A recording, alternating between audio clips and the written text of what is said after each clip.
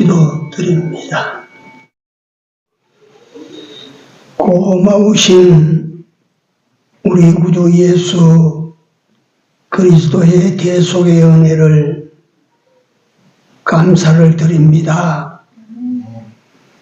저 하늘 높은 보좌에 영화를 다 내어놓으시고 이 낮고 천한 땅 죄하고 더러워진 땅에 내려오셔서 친히 속죄의 제물로 십자가에 달려 피 흘려 죽으시고 이 피를 믿는 자마다 죄를 면하고 영생 구원을 얻게 하시는 놀라우신 은혜를 베풀어 오늘 나 같은 죄인도 살려서 하나님의 백성 되게 하여 주시는 은혜를 다시 한번 진심으로 감사를 드립니다. 주의 대속을 온전히 이루기시기까지 당하신 주의 고난을 이 한 주간 동안만이라도 저희들이 기념하며 또 스스로 고난 속에서 주의 고난을 경험하고자 하오니 한 주간 살아가는 우리 사랑하는 성도들의 모든 삶에 여호와의 은혜가 더욱 넘쳐서 주의 고난에 동참하는 우리 모두가 되도록 은혜를 베풀어 주시옵소서. 오후 시간에도 성령 하나님이 이 자리에 같이 하셔서 합당하고 필요한 말씀으로 역사해 주시옵소서. 예수님 이름으로 기도드리옵나이다. 아멘. 142장 찬송입니다. 고난 찬송.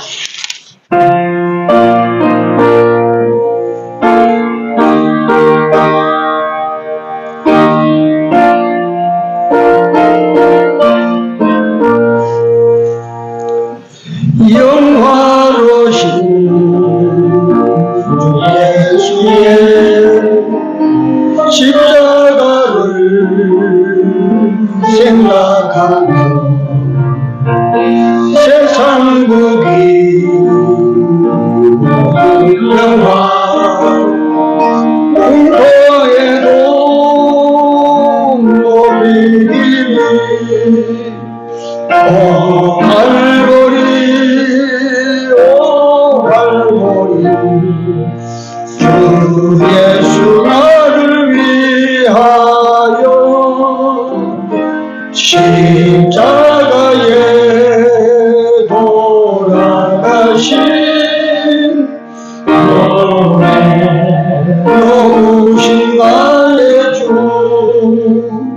구주 예수 나를 위해 십자가에 죽었으니 그 사랑에 감격하여 이 몸 주께 드립니다. 오 갈보리 오 갈보리 주 예수 나를 위하여 십자가에 돌아가신 노래로우신 나의 주. 하나님 말씀 요한복음 1장입니다. 요한복음 1장 29절 같이 읽습니다. 이튿날 요한이 예수께서 자기에게 나오심을 보고 가로되 보라 세상 죄를 지워가는 하나님의 어린 양이로다. 아멘. 이 요한은 어떤 요한입니까? 네? 세례 요한입니다. 세례 요한. 예수님께서 세례 요한에게 세례를 받으셨습니다. 그 세리를 받고 물 위에 올라갈 때 하늘에서 음성이 납니다. 넌 내 사랑하는 자요, 내 기뻐하는 자다. 예수님이 오시는 모습을 보고 세리 요한이 보라. 예수님이 어떤 분이시라고 했습니까? 세상 죄를 지고 가는 하나님의 어린 양이로다. 세상 죄를 지고 가는 하나님의 어린 양이다. 예수님께서 십자가에 잡히시기 전에 첫째가 예수님의 결단입니다. 베드로가 예수님께서 예루살렘에 올라가서 내가 장로들에게 잡혀서 죽고 3일 만에 살아나야 하리라 하니까 베드로가 그런 일이 어디 있습니까? 그런 일은 결코 죽게 일어나지 않을 것이라. 그리 하지 마십시오 하니까 예수님께서 베드로를 향하여 뭐라고? 사탄아 물러가라. 이 단호한 결정. 예수 믿는 사람은 부정과 타협하면 안 돼요. 단호해야 됩니다. 그 다음에 예수님께서 겟세마네 동산에 가서 기도하셨습니다. 두 번째 우리의 결단, 그 다음에 기도입니다. 기도. 결단한 바를 시행하기 위하여 우리는 하나님의 응원을 받지 않으면 안 되는 것입니다. 기도는 하나님의 응원을 청하는 것입니다. 그래서 기도하는 자를 이기지 못합니다. 왜냐하면 하나님의 응원이 있는 사람을 세상은 이길 수가 없기 때문입니다. 기도합시다. 기도하셔야 돼요. 정말 기도하셔야 돼요. 그 다음에 예수님께서 실제적인 고난에 들어가시기 위하여 그 장로들의 보낸 제사장들이 보낸 군사들이 왔을 때 베드로가 이것들이 왔다 지키고 섰다가 군사들 하나를 칼로 치니까 귀가 이게 날아가 버렸다. 그러니까 예수님께서 그 귀를 잡아서 그 사람 떨어진 귀에 붙여주시면서 베드로를 향하여 칼집에 꽂아라. 칼을 쓴 자는 칼로 망한다. 하나님의 구원의 역사는 우력에 의해서 되는 것이 아닙니다. 네. 그 다음에 거기서 보면 예수님께서는 당신에게 주어진 일을 하시기 위하여 오는 모든 기회들을 그같이 얼마든지 피하면 피할 수 있고 면하려면 면할 수 있는데 그렇지 않았습니다. 한번 받아하시기 바랍니다. 하나님의 뜻을 위하여 하나님의 뜻을 위하여 쭉 걸어가시는 겁니다. 예수님은. 우리 성도들은 예수님을 따라가는데 어떤 예수님이냐면 하나님의 뜻을 따라가시는 예수님을 우리가 쭉 따라가는 거죠. 네.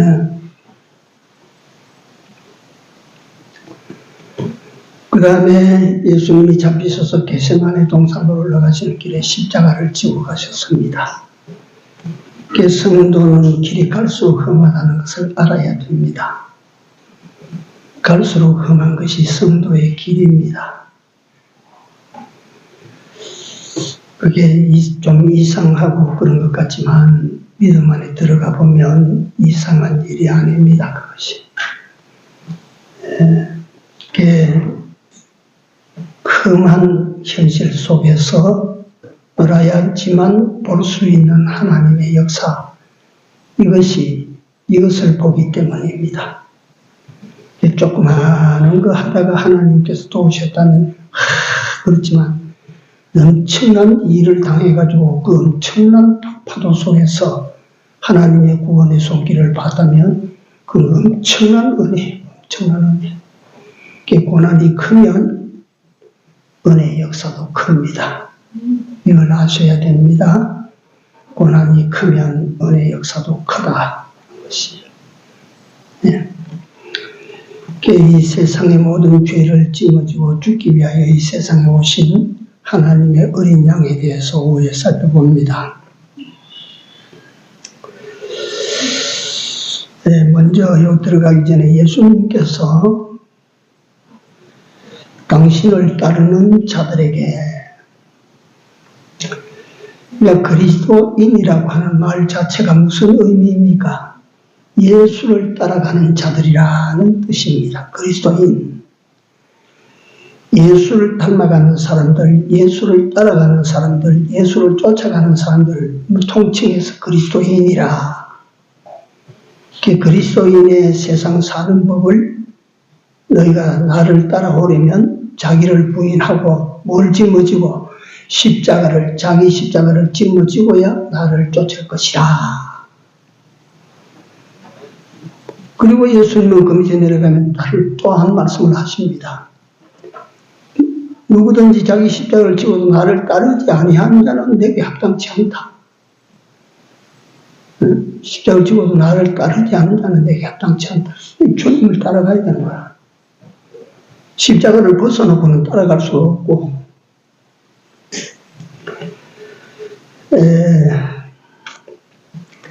그래서 예수님을 따르는 사람들에게 자기 부인하고 자기 십자가를 지라 하시는 이 말씀은 예수님을 따르는 사람들에게 기준을 주신 것입니다. 절대 기준입니다. 자기를 부인하고 자기 십자가를 지고, 예수 믿다가 기분 상한다고 예수 안 믿으면, 기분 나쁘다고 예수 안 믿으면 절단납니다, 그게. 예수 믿다가 자기 마음에 안 맞는다고 예를 들면, 그래서 예수님을 믿는 일에 고장이 생긴다면 그거 죽는 일입니다. 우리가 이걸 알아야 돼요. 왜 그러냐면 그게 자기 부인이 안 된 탓이에요. 자기 부인이. 자기 부인이 철저하게 돼야 됩니다. 자기 부인과 자기 십자가는 동의어입니다. 동의어. 사도 바울이 말한다. 정과 욕을, 그리스도 예수의 사람은 정과 욕을 어디에 못 박았어요? 십자가에 못 박은 사람이라. 정과 욕을 십자가에 못을 박은 사람이라. 그래서 우리가 예수를 따르다가 고난이 와도 우리는 원망이 우리 입에서 나오면 절대로 안 되고, 예수를 따르다가 불평이 나오면 안 되는 것입니다. 절대로 붙일만치고는 안 되는 것입니다. 안 해야 되는 것입니다. 원망과 불평이 나온다고 하는 것은 고린도전서에 가보면 광야에서 쓰러져 죽은 사람의 원인 가운데 하나가 이거기 때문에 안 되는 것입니다. 이게. 우상성비다 주고, 가늠하다 주고, 하나님 시험하다 주고, 원망하다 주고, 요 네 가지가 이스라엘 백성들이 광야에서 죽은 원인이에요. 그러니까 예수 믿는 믿음 속에 사는 사람들은 어떤 일이 있어도 원망 대신에, 오전에 우리가 배웠습니다. 입에서 뭐가 나와야 돼요? 감사가 나와야 돼, 감사가. 그러니까 원망 나오는 입에 감사가 나오도록 우리가 돼야 돼요. 보라, 세상 죄를 지고 가는 하나님의 어린 양이로다. 여기서 양에 대해서 설명을 하지 않으면 안 될 것 같아서 이걸 잠깐 오후 예배에 설명을 드리려고 합니다. 출애굽한 이스라엘 백성들이 홍해를 건넌 후에 50일 만에 당도한 산이 시내산. 시내산이 이스라엘 역사의 가장 역사가 깊은 산입니다. 시내산. 그 시내산 아래에서 하나님이 이스라엘 백성들을 움직이지 못하도록 구름기둥과 불기둥이 반드시 서고, 하나님께서 모세를 시내산 꼭대기로 불러 올리죠. 시내산 높이가 2116m입니다. 높은 산입니다.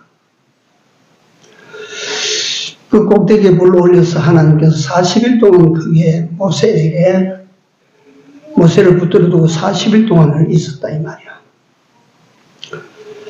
40일 후에 모세가 내려올 때 두 손에는 십계명 두 돌판이 들려져 있었습니다. 그러니까 우리가 흔히 생각하기를 40일 동안 하나님께서 모세에게 십계명을 돌판에 새기도록 그렇게 하셨겠구나.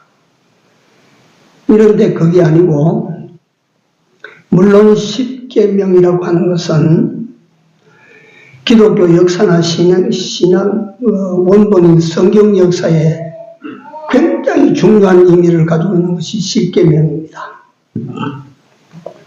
하나님께서 인간들에게 성문 헌법을, 기록된 헌법을 주신 것이, 첫 번째 주신 것이 십계명이기 때문에 그 십계명의 확대가 모세 5경이고 모세 5경 확대가 구약 39권입니다.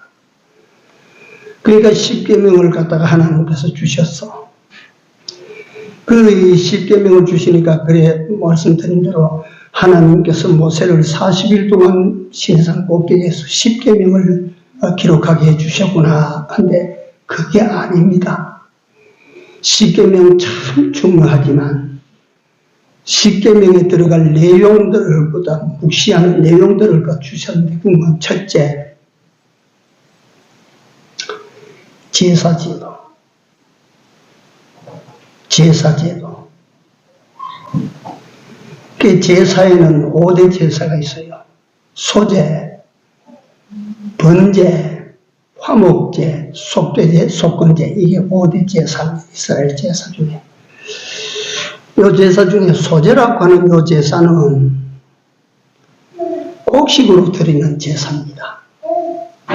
이건 식물성 곡식으로 드리는 제사예요. 그 다음에 나머지 번제, 화목제, 속죄제, 속건제 네 가지 제사는 짐승으로 드리는 제사입니다. 그러니까 이 제사제도, 모세가 시내산에서 받은 그 제사제도, 그 다음에 제사장 제도를 줍니다. 제사장을 세우고, 제사장은 무슨 일을 하고, 제사장은 어떤 복장을 하고, 제사는 어떻게 지내하고, 이걸 줍니다. 굉장히 중요하지요. 그 다음에 마지막에 주신 것이 뭐냐면 성막 설계입니다. 당신이 나중에 성전을 짓고 나중에 당신이 내려가서 하신 말씀이 거기서 내가 너와 만나고 말씀하시는 지상에서 하나님께서 사람을 만나주시는 장소를 성소라. 그래서 그 성소를 둘러싼 울타리를 성막이라. 그러니까 그 성막과 성소를 짓는 제도를 하나님께서 모세에게 시내산 꼭대기에서 주셨다 이 말이에요. 그래서 오늘 제가 양에 대해서 말씀드리고자 해서 이 말씀을 드리는데 이 제사에는 5가지 제사가 있고 소제 하나만은 곡물로 드리는 제사고 나머지 넷은 짐승으로 드리는 제사입니다.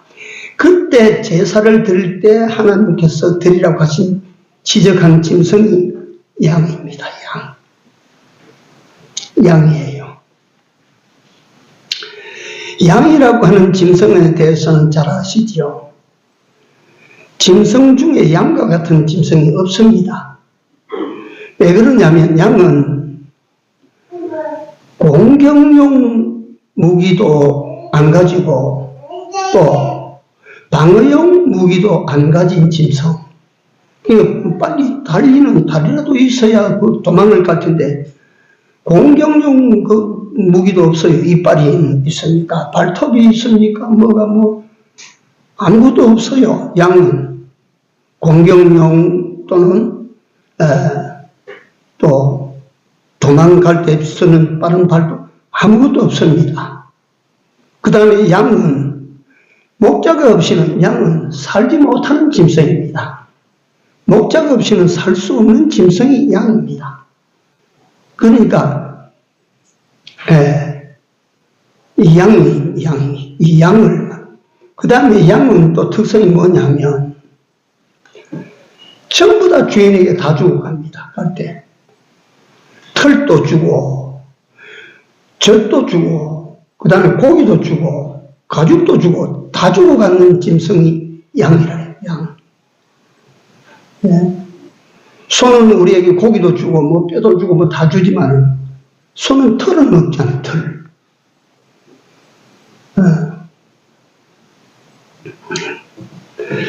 이와 같이 양은 다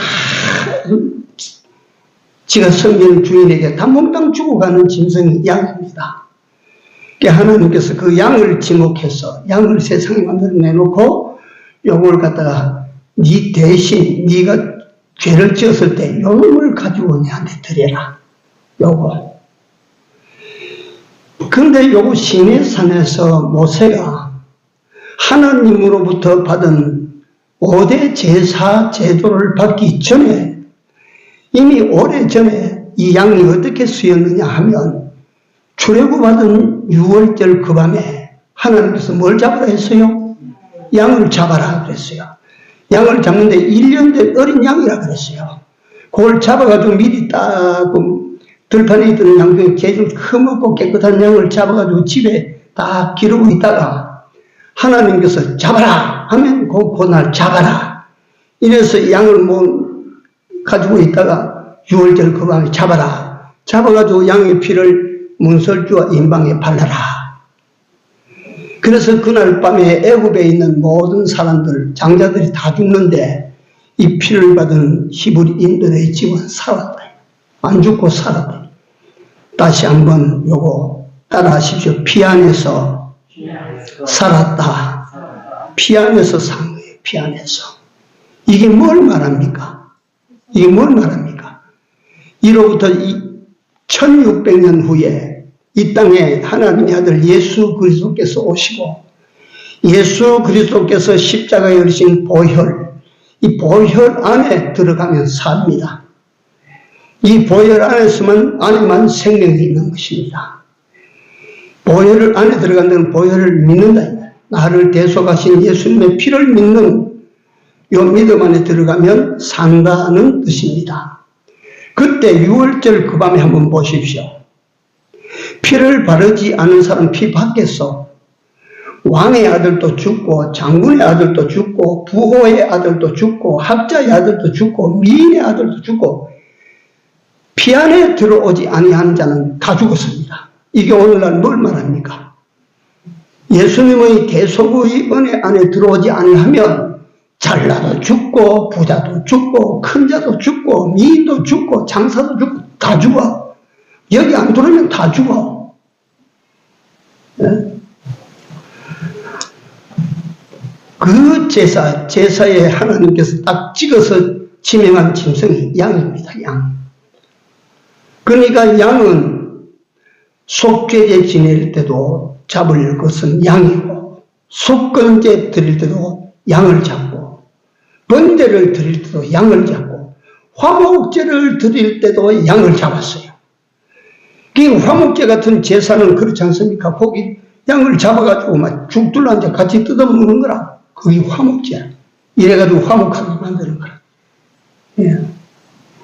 번제는 바싹 태워서 다 드리는 거예요. 그런데 양이 없을 때 하나님께서 양이 없을 때는 염소를 가지고 대체해라. 염소도 드릴 수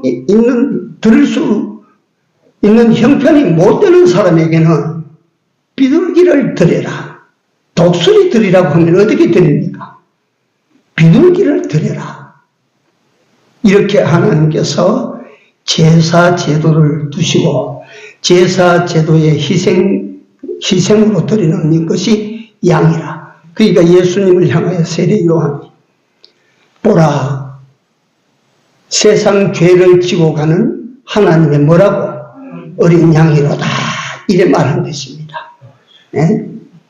옛날에 그 양 한 마리가 사람이 죄를 지었을 때 양 몰고 간 양이 그 사람의 죄를 짊어지고 아사셀 양이라고 해서 어느 거는 가서 탑 목을 따서 피를 빼고 난 다음에 죽여서 그걸 제사로 제물로 드리고 어떤 양은 그걸 갖다 죄를 갖다가 말이지 그 지은 죄를 그 몸에다가 다 이 보재기를 사서 딱 묶어서 저 언덕에 몰고 가서 보냅니다. 시대로 길도 없는 곳으로 간다. 가물가물 사람에서 눈에서 시야에서 떨어지면 사람은 돌아가 버립니다. 그 양은 어디 가다가 떨어져 죽든지 짐승의 밥이 되어 죽든지 죽는 기라. 그게 아사셀 어린 양이다. 예. 그래서 세례 요한이 세상 죄를 지고 가는 하나님의 어린 양이로다. 누구를 보고? 예수님을 보고. 예수님은 어떤 분입니까? 세상 모든 인간의 죄를 그 몸으로 다 짊어지시고 가신 분입니다. 우리의 죄를 예수님이 다 짊어지고 가셔서 십자가에 죽으신 분입니다. 예수님은 죄가 있습니까? 없습니다. 예수님은 죄가 없다. 히브리서 4장에 그는 죄가 없는 이라. 죄가 없는 분입니다. 그런데 예수님의 죽으심은 어떤 죽으심이냐 하면 이 천하에 예수님보다 더 큰 죄인이 없는 죄인으로 죽었어요. 천하 모든 인간의 죄를 다 예수님이 짊어지셨으니까 이 세상 이 우주 속에는 제일 큰 죄인으로 죽으신 분이 예수라. 제일 큰 죄인으로 죽으신 분이 예수라. 또 한편으로는 예수님은 어떤 분이냐면 이 세상에서 가장 큰 의인으로 죽으신 분이 예수시다.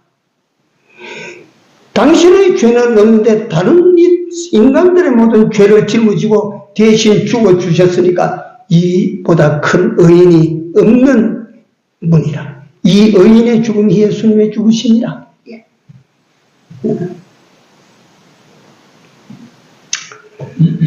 그래서 예수님은 왜 이 세상에 오셨는가 우리가 잘 알지 않습니까? 죄 많은 우리 영혼이 형벌받아 심판받고 형벌받아 지옥 갈 인간들을 갖다 불쌍히 여기서 살려주시기 위하여 하나님께서 아들을 이 세상에 보내셨다. 이 세상에 오신 그 하나님의 아들의 이름이 예수라. 태어나시기 전에 천사가 마리아에게 고지했어요.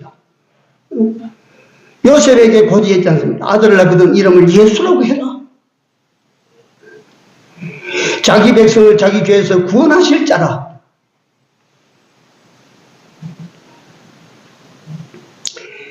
그게 우리가 생각하면 그렇습니다.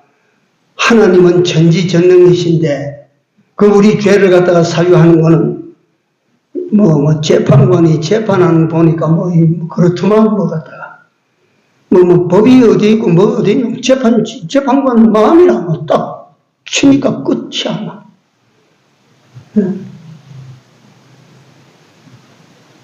법이 어쨌든 법이 자기대로 해석하면 그만이야. 끝이야. 하나님은 공의로우신 분이시다. 하나님께서 갖다가 정의를 가지시고 우리를 불쌍히 여겨서 만약에 살리실 수 있는데 전능을 동원해서 전지를 동원해서 얼마든지 하실 수가 있는데 하나님은 어떤 분이냐? 범죄한 자는 죽는다 하신 그 말씀이 그대로 지켜집니다. 하나님 지켜나갑니다.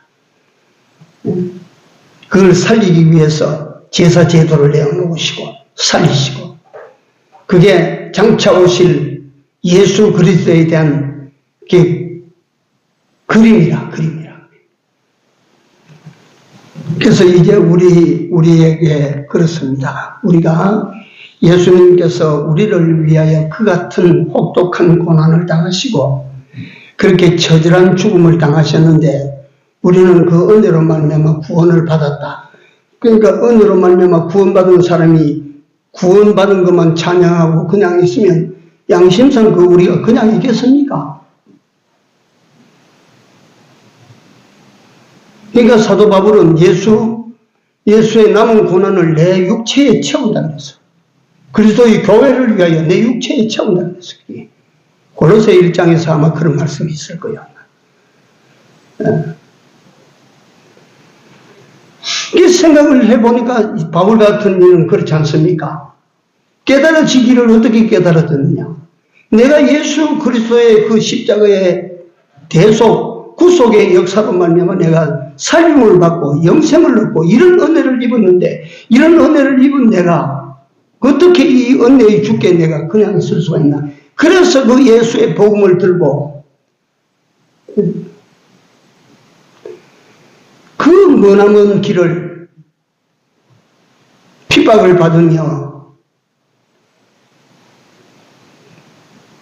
온갖 위험이 기다리고 있는 그 길을 소아시아 지역을 저 유럽 초기까지 세 바퀴나 도는 걸어서 말이지.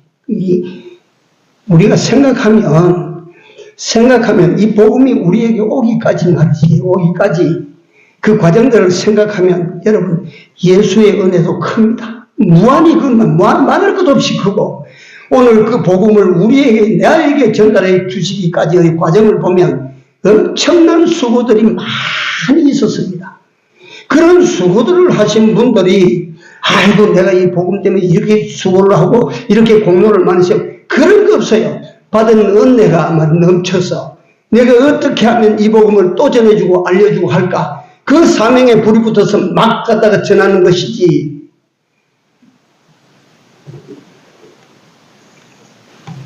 그래서 오늘 우리는 복잡하지 않습니다. 고난주간이라는 이 고난주간 지키는 것은 역사가 오래됐습니다. 오래됩니다. 예수님의 죽으시는 그날까지 그 한 주간 동안 당하셨던 그 고난들을 생각하면서 많은 사람들이 금식을 하고 정말 이전에는 고난주간이 되면 참 금식하는 분들도 많았고 교회에 와서 울면서 기도하고 회개하는 사람들도 참 많았고 그런데 요새 어디 그렇습니까? 요새 안 그래.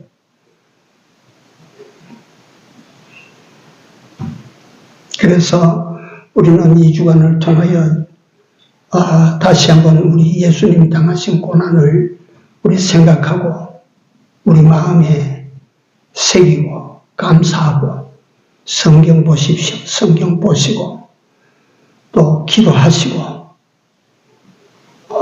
또 모든 삶을 절제하시고 하루에 한 끼씩이라도 금식을 한번 해보시고 그 예수님의 작은 고난도 몸으로 한번 같이 누리고자 하는 이런 우리 한 주간의 삶이 되어야 될 줄로 믿습니다. 기도합시다.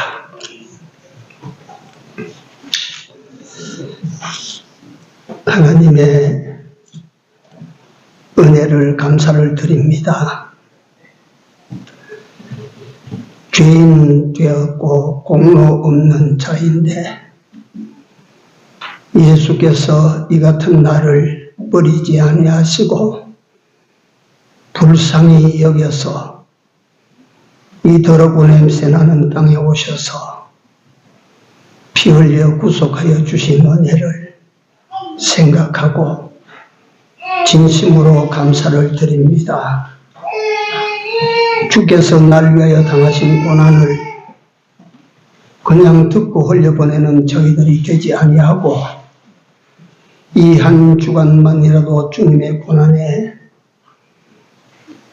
10분의 1이라도 만분의 1이라도 동참하고자 하는 이런 정성으로 살아갈 수 있도록 이 한 주간 동안 특별히 주께서 우리에게 주님의 은혜를 생각하고 감사하는 한 주간이 되게 하여 주시옵소서. 그리하여 다음 주간 주님의 승리하신 날, 그 부활의 날에 우리도 함께 기뻐할 수 있게 하여 주시옵소서. 예수님 이름으로 기도 올려옵나이다.